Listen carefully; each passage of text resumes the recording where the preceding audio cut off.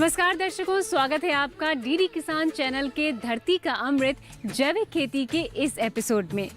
हम एक बार फिर हाजिर हैं। इस कार्यक्रम के माध्यम से हम जैविक खेती में नए प्रयोगों की जानकारी देते हैं और साथ ही जैविक खेती से जुड़े हुए देश के प्रगतिशील किसानों के अनुभवों को लेकर आते हैं, ताकि आप भी सफल किसानों की जैविक खेती में सफलता को देखकर उनके द्वारा खेती में अपनाए गए तकनीकों का लाभ उठा सकें, जिससे किसान खेती में लगातार तरक्की कर सकें।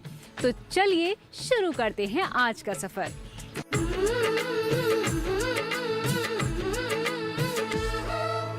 इस धरा की माटी पर लिखनी, इस धरा की माटी पर लिखनी एक नई कहानी है। जैविक खेती के बल पर लानी सुबह सुहानी है। शुद्ध स्वच्छ आहार मिले अब, शुद्ध स्वच्छ आहार मिले अब, जीने का आधार मिले अब। ऐसी धरती बनानी है, ऐसी धरती बनानी है। धरती के कण कण से उपजे हीरे और मोती। धरती का अमृत जैविक खेती, धरती का अमृत जैविक खेती, धरती का अमृत जैविक खेती, धरती का अमृत जैविक खेती। अब देखिए ना, हो सकता है कि आपका कोई खेत बलुई दोमट मिट्टी वाला हो, वहाँ सिंचाई के पर्याप्त साधन न हो और आप उसमें परंपरागत ढंग से खेती किए जा रहे हो, जिससे ना अच्छी उपज मिलती हो ना मुनाफा होता हो। तो आप क्या करें? क्यों ना ऐसे खेत में आप उसकी खेती करें जो आसानी से उपज सके और आपको ज्यादा मुनाफा दे सके। साथ ही इस प्रकार की तकनीक अपनाएं जिससे उपज की गुणवत्ता बरकरार रहे, जिससे आपको उचित मूल्य मिल सके। जैसा एक शख्स ने खेती में हाथ आजमाया और खेती की प्रयोगशाला में ऐसी सफलता मिली कि अब वो पूरे भारत के किसानों के लिए प्रेरणा स्रोत बन चुके हैं। आइए मिलते हैं उस प्रगतिशील किसान से।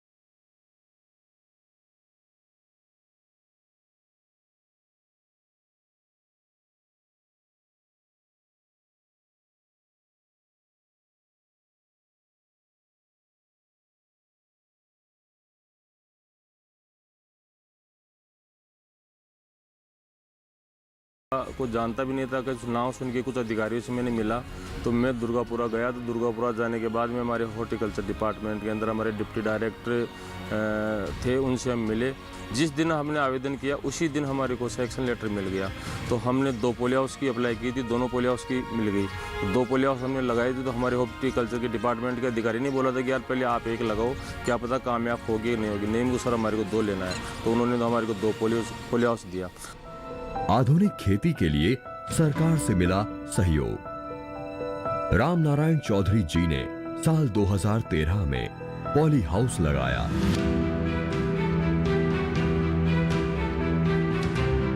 जिस पर सरकार ने 75% का अनुदान दिया। हमने 2013 फर्स्ट वीक में जो पोली हाउस लगाया था, उस पोली हाउस में हम शुरू में खीरे की खेती की थी। खीरे में हमने 62 टन खीरा निकाला। उस खीरे में निकालने से हमारे को और जागरूकता फैली। फिर हमने 1 पोली हाउस की जगह 2 पोली हाउस लगाया। 2 पोली हाउस की जगह आज मेरे परिवार में 22 पोली हाउस लगे हैं। लेकिन इसके बाद समस्या आई सिंचाई के लिए पानी की। जिसके लिए उन्हें फार्म पर ही पक्के तालाब का निर्माण करवाया। बिजली की समस्या को दूर करने के लिए उन्होंने सिंचाई साधनों को चलाने के लिए सोलर पैनल लगवाए, जो पर्यावरण हितैषी भी हैं और फसलों की सिंचाई में लागत भी कम आती है। जो किसान पॉली हाउस लगाता है उसको सौर ऊर्जा लगाना बहुत ज़रूरी है। इसमें जब गर्मी का जो टेम्परेचर होता है उस टाइम पर अगर लाइट नहीं आएगी तो अपन इसके अंदर खीरे की पैदावार नहीं निकाल सकते हैं। जब टेम्परेचर 40 से 45 टेम्परेचर हो जाएगा तो हमारी फसल जलने का नुकसान होने का बहुत बड़ा एक संदेश है। अगर सौर ऊर्जा लगी होगी, बिजली नहीं आएगी ना, तो इस सौर ऊर्जा एक किसान के लिए रामबाण है। तो किसान को सौर ऊर्जा लगाना बहुत ज़रूरी है, फार्म पॉइंट भी लगाना बहुत ज़रूरी है। सौर ऊर्जा जब भी लाइट नहीं आएगी तो दोपहर की टाइम में अपन स्पीकर ऊपर की जो फोगर है, टेम्परेचर हाई होगा, वो फोगर चलाने के लिए अपन को सौर ऊर्जा की बहुत ज़रूरत पड़ती है। रासायनिक से जैविक की ओर। वर्ष 2015 से पहले राम नारायण अपनी फसलों पर रासायनिक दवाओं और उर्वरकों का इस्तेमाल करते थे, लेकिन लोगों के सुझाव और रासायनिक खाद और दवाओं के दुष्प्रभावों को देखते हुए उन्होंने अपनी खेती का तरीका बदल दिया और वो आज पूरी तरह से जैविक खेती कर रहे हैं, जिसमें रासायनिक उर्वरकों की जगह वो गाय के गोबर से बने खाद का इस्तेमाल करते हैं और फसल सुरक्षा के लिए रासायनिक कीटनाशक की जगह गौमूत्र, नीम और आम की पत्तियों को मिलाकर इस्तेमाल करते हैं। इससे राम नारायण जी को मिलती है गुणवत्ता वाली भरपूर उपज।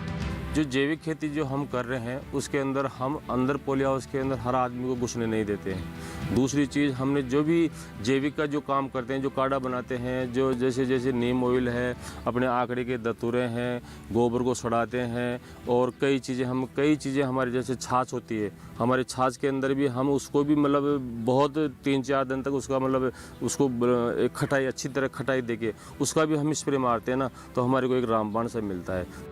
गुणवत्ता पर रहता है विशेष ध्यान। राम नारायण जी कहते हैं कि हमारे यहाँ उत्पाद में गुणवत्ता नियंत्रण का विशेष ध्यान रखा जाता है। हम अपने उत्पाद को लेकर कोई शिकायत नहीं चाहते हैं, इसलिए प्रत्येक स्तर में हमें इसका खास ध्यान रखना होता है कि हम जो जैविक उत्पाद उगा रहे हैं उसमें किसी प्रकार की कोई मिलावट या गड़बड़ी ना हो। कुदरती चीजों से स्वस्थ फार्मिंग। जहां तक ऐसी जैविक खेती की लागत और मुनाफे की बात है तो राम नारायण अपने अनुभव से बताते हैं कि जितने पैसे रासायनिक उर्वरकों से खर्च होते हैं उस अनुरूप से मुनाफा नहीं होता, बल्कि उल्टे जमीन की उर्वरा शक्ति कमजोर होती है, साथ ही कीट रोग ज्यादा पनपने लगते हैं, जिससे रासायनिक कीटनाशक का भी खर्च बढ़ता है। जैविक खेती के साथ ये भी जरूरी नहीं कि सभी लोग व्यावसायिक वजहों से ही जैविक खेती करें। आप अपने इस्तेमाल के लिए, आस पड़ोस और रिश्तेदारों के लिए तो इसे कर ही सकते हैं। जैविक खेती के अंदर जैसे ये केचुआ खाद हो, और जैविक खेती के अंदर जैसे हम काढ़ा बनाते हैं, आकड़े दथुरे उनको गाड़ के हम कई प्रकार के काढ़े बना के हम उसको यूज में लेते हैं। नीम ऑयल का हम ऊपर स्प्रे करते हैं, उसमें हमारे को कई चीज़ें, कई जीवाणु कीटाणु। वैसे तो पॉली हाउस में बीमारियाँ बहुत कम आती है क्योंकि ये पैक हाउस है, तो पैक हाउस में बीमारियाँ कम आती है। खेती में अनेकों प्रयोग। राम नारायण जी अभी पॉली हाउस में खीरे की फसल उगा रहे हैं। इसके साथ ही पॉली हाउस के बाहर टमाटर और मिर्च लगाई है। पिछले साल मिर्च और टमाटर की खेती से इन्हें लाखों की कमाई भी हुई थी। इन्होंने अपनी मजबूत इच्छा शक्ति से ये साबित कर दिया है कि जैविक तरीके से बेहतर उपज ली जा सकती है।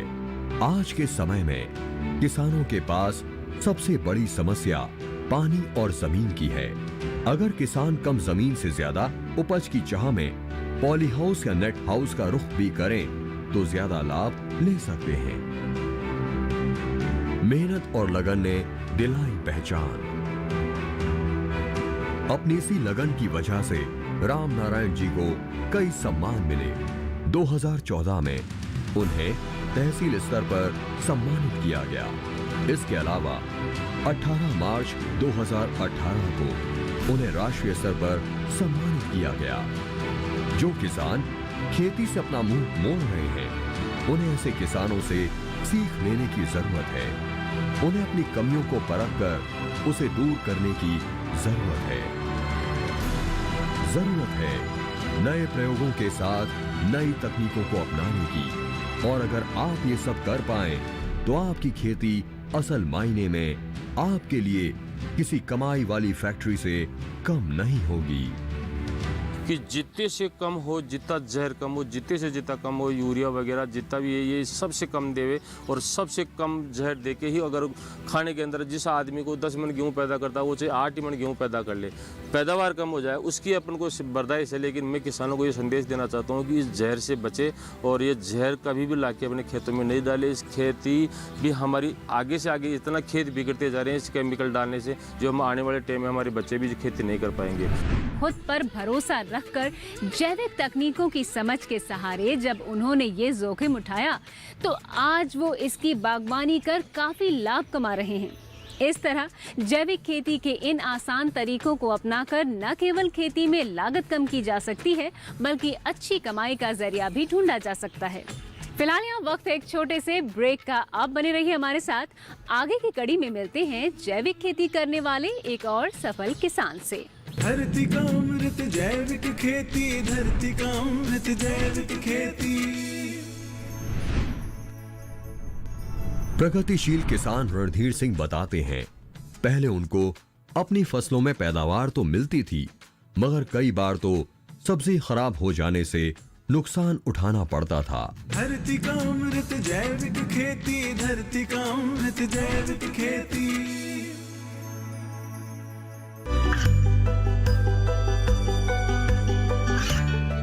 गांवों और पिछड़े क्षेत्रों में सरकारी योजनाओं की जानकारी पहुंचा। देश में कौशल और क्षमता विकास कर ग्रामीणों को सामाजिक बदलाव और विकास से जोड़ने की दूरदर्शन किसान की पहल चौपाल चर्चा देखें सोमवार से शुक्रवार सुबह 9 बजे। धरती का अमृत जैविक खेती, धरती का अमृत जैविक खेती। ब्रेक के बाद आपका एक बार फिर से बहुत बहुत स्वागत है धरती का अमृत जैविक खेती के इस कार्यक्रम में।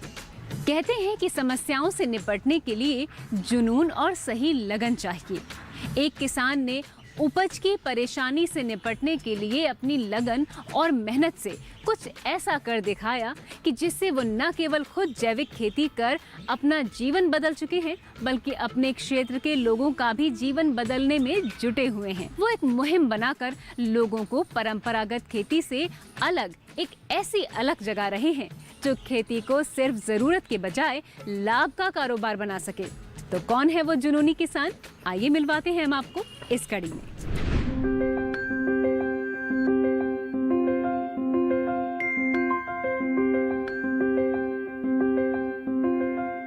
हरियाणा के सब्जी उत्पादक किसान रणधीर सिंह ने घर के सामने बने छोटे से बगीचे में पारंपरिक खेती को छोड़कर न सिर्फ जैविक खेती की ओर कदम बढ़ाया बल्कि सब्जियों की अलग खेती की है, जिसकी बदौलत उन्होंने 16 बार Limca book of world record में अपना नाम दर्ज करवाया है। मैं 1972 से खेती करने लगा था और खेती की प्रेरणा मैंने अपने फादर से मिली थी। और मैं जब स्कूल में 5वीं क्लास में पढ़ता था तो मेरे को एक गेंदे की क्यारी दी गई थी, जो गेंदा 6 फुट ऊंचा पैदा किया था मैंने, और बड़े बड़े उसके इतने बड़े बड़े फूल आए थे। वहाँ से मेरे को जागृति मिली कि मैं किसान बनूं और खेती करूं और रिकॉर्डर किसान बनूं। उन्होंने सब्जियों की खेती की तकनीकों को भी अपनाया है।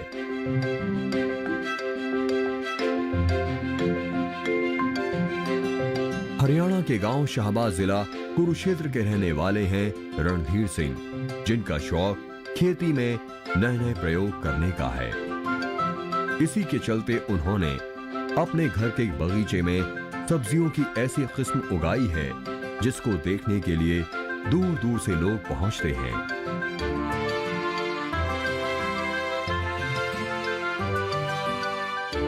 प्रगतिशील किसान रणधीर सिंह बताते हैं, पहले उनको अपनी फसलों में पैदावार तो मिलती थी, मगर कई बार तो सब्जी खराब हो जाने से नुकसान उठाना पड़ता था। इसके अलावा फसलों की उपज की उचित कीमत बाजार में नहीं मिलती थी। तब मैंने अपने खेत में धीरे धीरे जैविक खेती को अपनाना शुरू किया।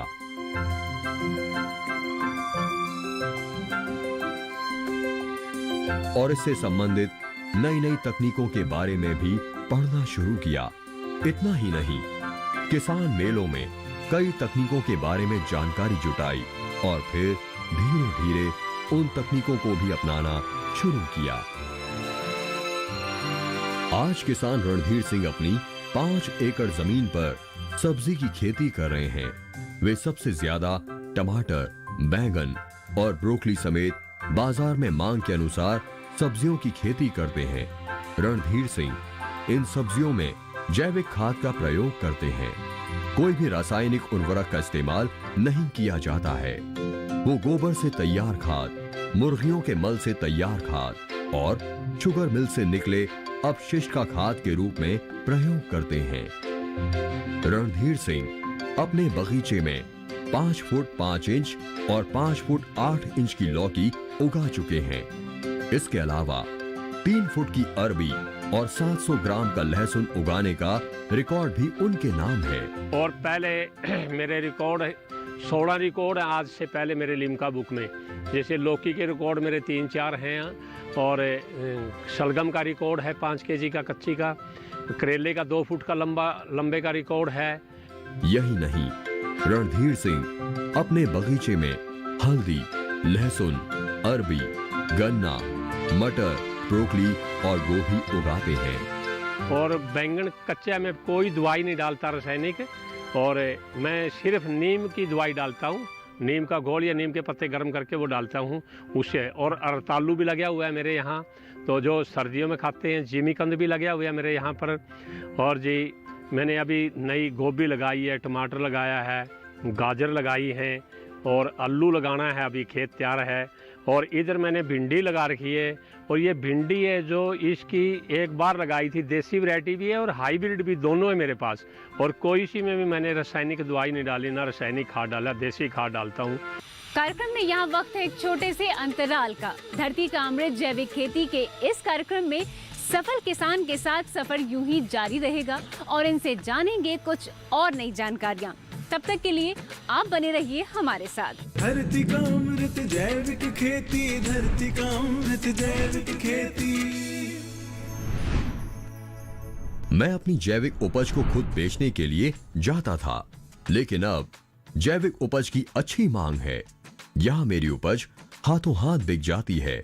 धरती का अमृत जैविक खेती, धरती का अमृत जैविक खेती।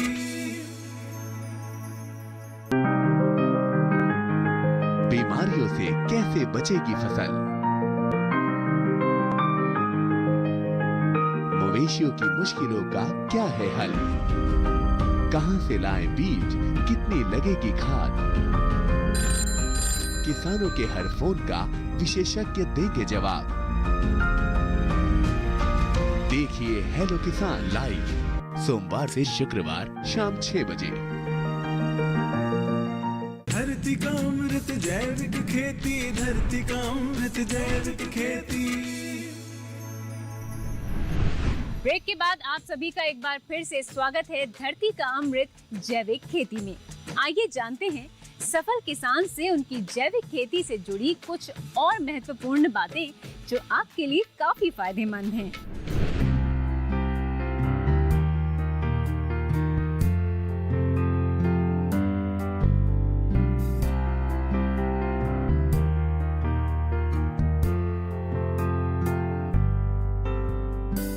रणधीर सिंह पैसे कमाने के लिए नहीं, बल्कि अपने शौक के लिए खेती करते हैं। वो बताते हैं कि हर किसान हमारी तरह की सब्जियां उगा सकता है। बस सब्जियां उगाते समय किसान को सिंचाई कब और कितनी देनी है, इस बात पर ध्यान देना चाहिए, क्योंकि सब्जी की खेती में पानी की मात्रा सही होना अहम होता है। सब्जी का पौधा स्वयं पानी की जरूरत को दर्शाता है और किसान को इस चीज का ज्ञान होना बहुत जरूरी है। सिंचाई पे जैसे लौकी है, लौकी में हम फल्डिंग नहीं करते। लौकी है, लौकी के अंदर फल्डिंग नहीं करेंगे हम, वैसे पानी डाल देंगे, फुहारे से डालते हैं, फुहारे से देते हैं। वैसे पानी अगर फल्डिंग करेंगे तो घिया इतनी बढ़िया नहीं होती। उस दूसरी सब्जियों में जैसे आलू है, आलू के अंदर तो देना पड़ता है पानी, जैसे नालियों में पानी दे दिया तो आधी से ज़्यादा नाली नहीं डूबने देते हम। पानी मतलब कम से कम पानी दो, जितना कम से कम जल्दी दे दो, ज़्यादा ठोक के सब्जी में पानी देना चाहिए। अगर ज़्यादा ठोक के पानी दे दिया सब्जी में तो सब्जी नहीं रहेगी बिल्कुल भी। वो बताते हैं पहले बाजार में उनके जैविक उपज का अच्छा दाम नहीं मिलता था और जैविक खेती के प्रति भी लोगों का रुझान नहीं था, इसलिए मैं अपनी जैविक उपज को खुद बेचने के लिए जाता था। लेकिन अब जैविक उपज की अच्छी मांग है, यहाँ मेरी उपज हाथों हाथ बिक जाती है। रणधीर सिंह बताते हैं आज गांव में जैविक खेती कर मुझे अच्छा मुनाफा मिल रहा है। बड़ी बात यह है कि सब्जियों की गुणवत्ता भी बहुत अच्छी होती है, क्योंकि मेरी उपज कई दिनों तक भी रखी रहे तो खराब नहीं होती है और दूसरे किसानों की अपेक्षा सब्जियों की गुणवत्ता अच्छी होने की वजह से ही मुझे अधिक मूल्य मिलता है। रणधीर के सपनों को भी पंख लग गए हैं, उसका मुनाफा दिन प्रतिदिन बढ़ता जा रहा है। वो युवाओं से अपील करते हैं कि युवा नौकरी के पीछे भागने से अच्छा खेती को व्यवसाय बनाएं और इससे अच्छा मुनाफा कमाएं, क्योंकि नौकरी से केवल एक ही व्यक्ति को निश्चित वेतन के जरिए लाभान्वित किया जा सकता है, लेकिन खेती से अपनी भी आमदनी बढ़ाने के साथ कईयों को रोजगार भी मुहैया करवाया जा सकता है। अपने इस जज्बे के कारण आज रणधीर जी अपने इलाके के किसानों के लिए प्रेरणा स्रोत बन चुके हैं। लोग उनकी खेती की तकनीक मुनाफे को देखकर अपनी खेती का स्वरूप बदल रहे हैं। तो मेरे पास एक उसकी बेरी है थाईलैंड की, जिस पे 1.5 साल की बेरी पे 1 क्विंटल बेर लग गया था, उसमें गुच्छों में लगती है। अगर किसान इसकी खेती करे तो बेर की खेती करे तो बहुत लाभदायक है। और उसी के पास मैंने एक मिर्च लगा रखी है, वो HAU एग्रीकल्चर यूनिवर्सिटी हिसार की है, गुच्छों में लगती है, 8-8, 10-10, 5-5, 6-6 में लगती है और पूरे साल लगती रहती है। और वो पूरी चरचरी है, दो मिर्चों में ही परिवार का पूरा काम हो जाता है और उसमें मरोड़िया भी नहीं आता, ये सबसे बड़ी बात है। और फलों में मैंने लगा रखा है, बेल पत्थर लगा रखा है और दूसरा ग्रेप फ्रूट लगा रखा है और सीडलेस मेरे पास किन्नू भी है, दूसरा किन्नू भी है और HAU का भी किन्नू है मेरे पास एक। ये पौधे मैंने इसके लगा रहे। अमरूद है HAU का, हिसार सफ़ेदा, और एक मेरे पास है 1 kg का अमरूद है। ये किचन गार्डन में है मेरा ये चीज़ें। जैविक खेती कर रहे ये प्रगतिशील किसान देश के किसानों से अनुरोध करते हैं कि जिनके पास जमीन और खेत है वो किसान कुछ भाग में जैविक तरीकों से खेती और बागवानी करें। जैविक तकनीक एक ऐसी विधा है जिससे लगातार आमदनी होती रहती है, जो परंपरागत खेती से ज्यादा फायदेमंद है और ये पर्यावरण को भी संतुलित करता है। तो धरती का अमृत जैविक खेती में आज के लिए बस इतना ही। आज के लिए हमें दीजिए इजाजत, मिलते हैं अगले एपिसोड में। नमस्कार।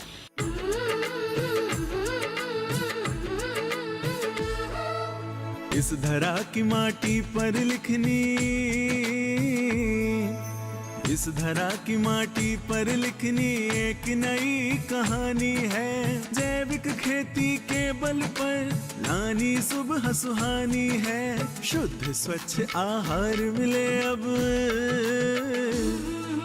शुद्ध स्वच्छ आहार मिले अब, जीने का आधार मिले अब। ऐसी धरती बनानी है, ऐसी धरती बनानी है। धरती के कण कण से उपजे हीरे और मोती। धरती का अमृत जैविक खेती, धरती का अमृत जैविक खेती, धरती का अमृत जैविक